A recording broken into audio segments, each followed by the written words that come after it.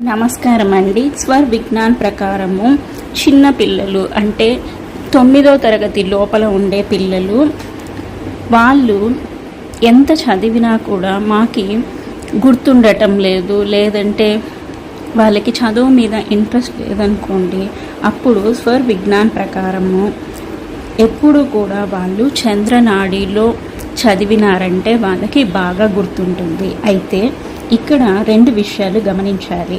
Science, maths, physics ఇలా logical మైండ్ని use చేసే కాడ వాళ్ళు సూర్యనాడిని యాక్టివేట్ చేసుకొని చదవాలన్నమాట.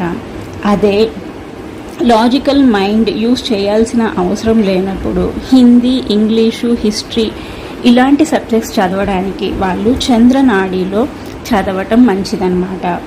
ఇలా చదవటం వల్ల వాళ్ళు ఎగ్జామ్స్లో మార్కులు ఎక్కువగా